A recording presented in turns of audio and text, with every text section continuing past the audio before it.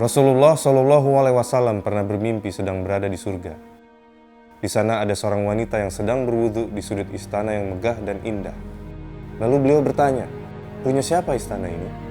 Wanita itu menjawab, Umar bin Khattab. Manusia mungkin bisa berkehendak, namun tetaplah Allah yang menentukan. Seperti ketentuannya membawa saya mempelajari Islam melalui kisah-kisah para pendahulu. Dengan segala kerendahan hati dan kepasrahan diri kepada Allah Subhanahu wa Ta'ala, ikuti perjalanan saya, Fedi Nuril bersama Kaki Langit.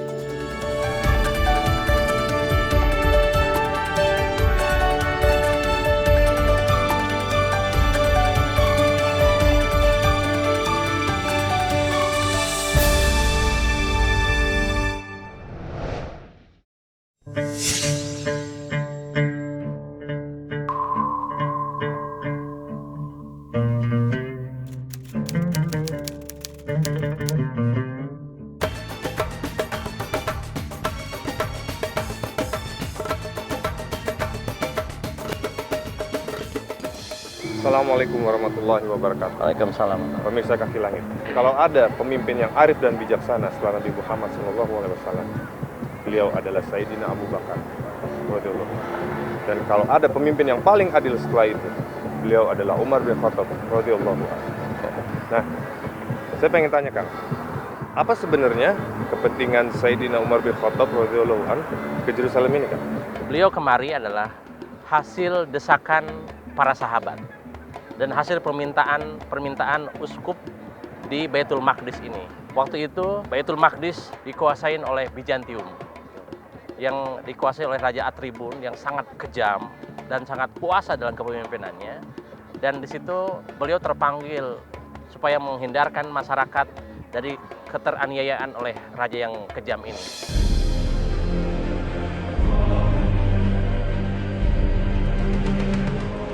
4 tahun setelah Rasulullah wafat, kaum muslim di bawah Jenderal Khalid bin Walid berhasil memenangkan Perang Yarmouk. Dari sini Islam berhasil menguasai sejumlah kota di Suriah, termasuk Damaskus. Tahun 637 Masehi, Khalifah Umar bin Khattab mengirim gubernurnya, Amr bin Ash, untuk membebaskan Baitul Maqdis, yang kala itu memang sedang dalam keadaan kacau balau.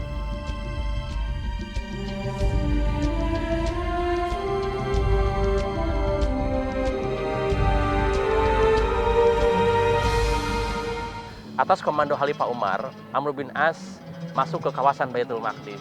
Waktu itu tidak dalam penyerangan, cuman kerajaan Bizantium yang dipimpin oleh Atribun merasa gentar ketika Islam yang dipimpin oleh Amr bin As masuk ke kawasan Baitul Maqdis, dan di situ Amr bin As masuk ke dalam untuk menyampaikan kata salam, kata damai dulu, karena itu adalah pesan-pesan agama bahwa Islam mengedepankan perdamaian.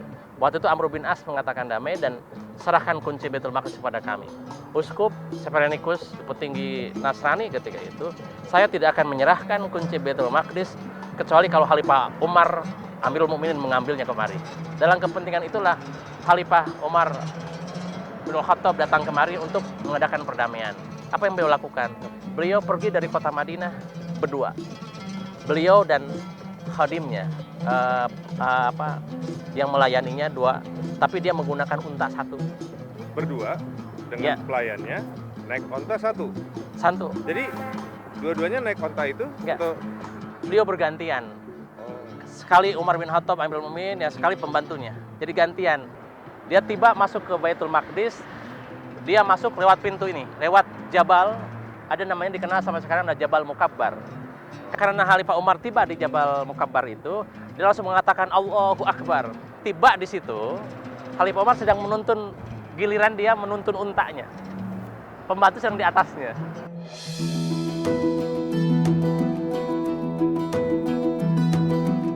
uskup tertinggi telah diundang, begitu juga para ambasador. Karpet sepanjang 2 km telah digelar untuk penyambutan terbaik kedatangan sang khalifah. Turut hadir Abu Ubaidah Al-Jarrah dan Amr bin Ash. Namun dari cakrawala yang terlihat hanya seekor unta dengan penunggang. Dan seorang lagi menuntun unta dengan pakaian tambal-tambal. Dialah Amirul Mukminin, Umar bin Khattab. adalah gilirannya untuk menuntun unta yang ditunggangi pelayannya. Sang pelayan sempat bertanya, apa baiknya kita bertukar tempat? Khalifah Umar menjawab, baginya, perjanjian adalah perjanjian. Semua orang berebut bersalaman dengan yang duduk di atas unta, yang mana adalah pelayannya. Pelayan itu berkata, bukan saya Umar bin Khattab, tapi beliau yang menuntun unta.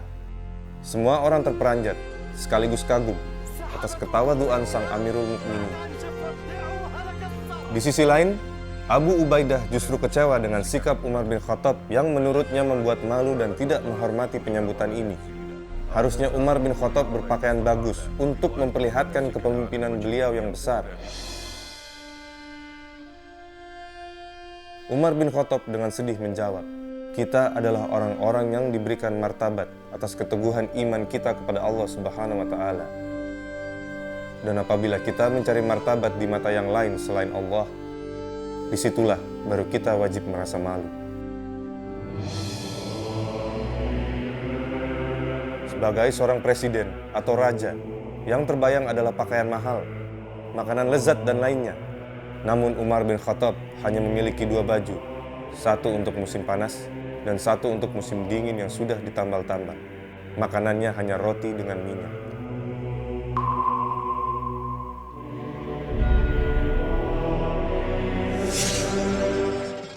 Apa alasan Sayyidina Umar menolak tawaran uskup untuk sholat di gereja Kiamah? Dan saya masih banyak yang ingin tahu tentang sosok seorang Sayyidina Umar bin Khattab radhiyallahu anhu.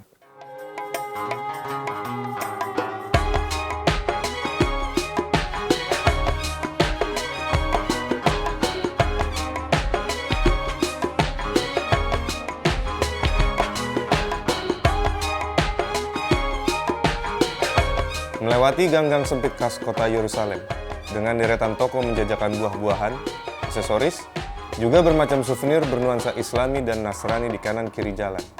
Tidak lama akhirnya saya dan Kang Rasid tiba di tempat yang dituju. Pintu besi kecil yang di atasnya tertulis, Mosque of Umar, Masjid Umar.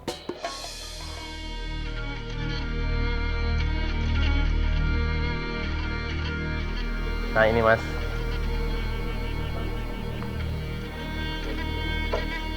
prasasti perjanjian yang dikenal dengan Ahdil Umariyah, perjanjian yang ditulis oleh Khalifah Umar bin Khattab ketika mengambil kunci Baitul Maqdis.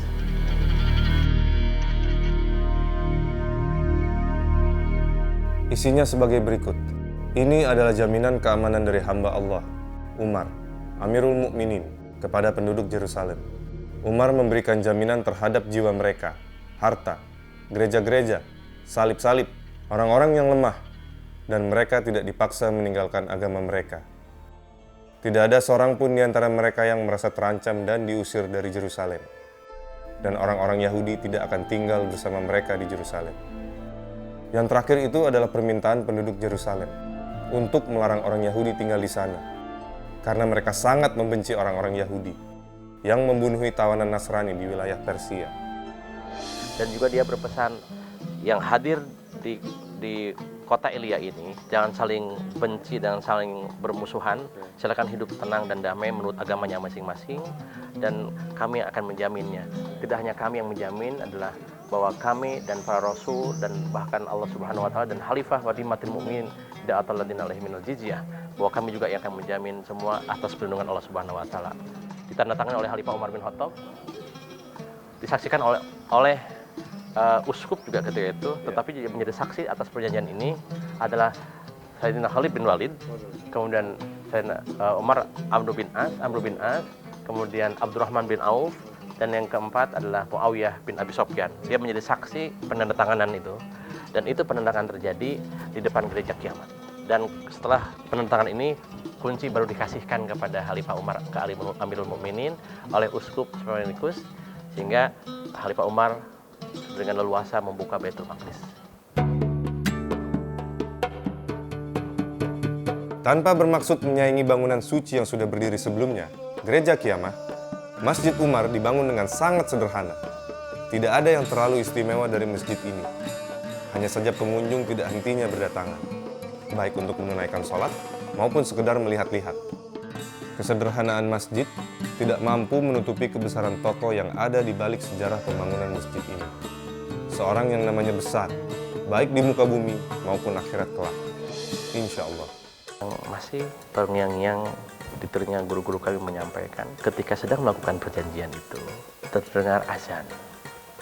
Waktu itu sekitar azan zuhur dan oleh Uskup Sepenikus, ya Amirul Mukminin, silahkan sholat di sini. Ini kan rumah Allah. Di gereja Qiyamah. Di gereja Qiyamah. Kemudian beliau menjawab bahwa kata Uskup itu, sekarang kan engkau penguasanya, engkau hakimnya. Silahkan engkau kuasa, kami adalah warganya. Sekarang penggenggam kekuasaan, kepemimpinan ada di tangan engkau ya Amirul Mukminin. Khalifah Amirul menjawab, tolong tunjukkan aku mana tanah yang kosong, aku pengen sholat di sana. Ditunjukkan di sini. Di seberang gereja dia kesini sholat. Dulu ini hanya kawasan pelataran aja. Gak ada bangunan satu titik pun, hanya bangunan gereja-gereja saja. Apa alasan Sayyidina Umar menolak tawaran Uskup untuk sholat di gereja Qiyamah? Dan saya masih banyak yang ingin tahu tentang sosok seorang Sayyidina Umar bin Khattab radhiyallahu anhu.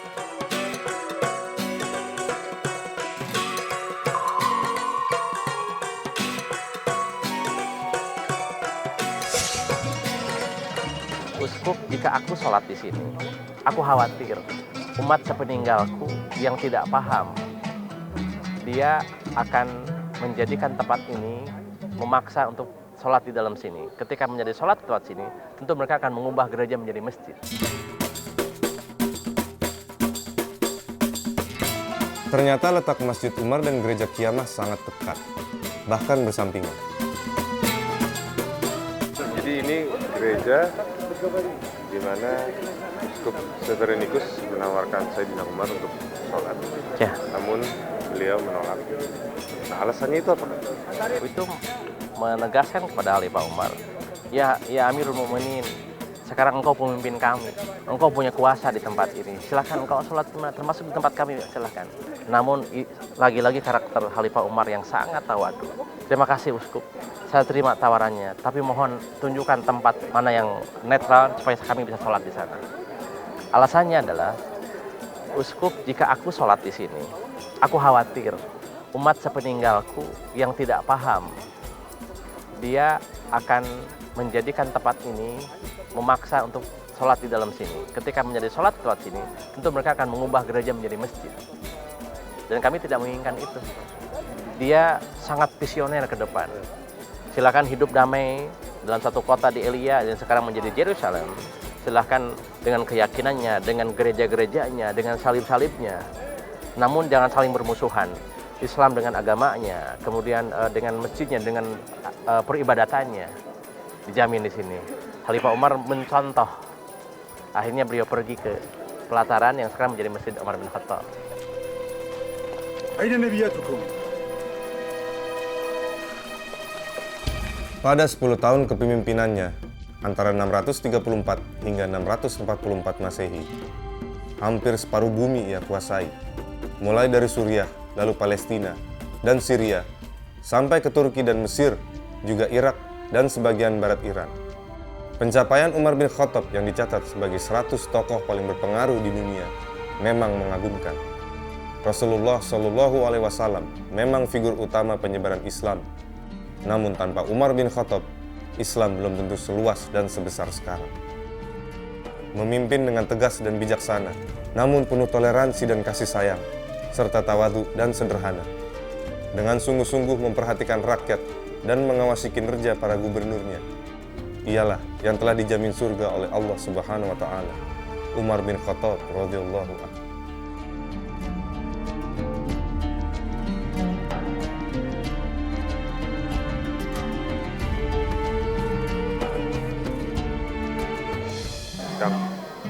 Setelah mendengar sosok Sayyidina Umar bin Khattab radhiyallahu anhu, kami rindu sosok pemimpin seperti itu. Kami sangat merindukan juga. Saya teringat dengan pesan beliau. Khalifah Umar adalah khalifah yang sangat adil, kemudian dia adalah arif dan bijaksana, tapi dia tawadu dan sederhana. saya teringat dua pesan beliau kepada para sahabat-sahabatnya ketika itu. Jika engkau menemukan celak pada seseorang dan engkau mau mencacinya, maka celaklah dirimu, karena cacilah dirimu, karena celak lebih banyak ada pada dirimu. Dan jika engkau hendak memusuhi seseorang, maka musuhilah awal perutmu, karena perutmu musuh lebih awal, karena diisi perut itu akan menimbulkan permusuhan itu. Seorang arif, bijaksana, adil. Namun Mas, kami merindukan sosok figur seperti ini di negeri kita. Negeri yang besar Nusantara ini memerlukan pemimpin yang seperti ini. Kita doakan para pemimpin kita bisa mengikuti figur Umar yang begitu adil itu. Terima kasih Kang. Baik. Pemirsa, saksikan Kaki Langit. Assalamualaikum. Terima kasih.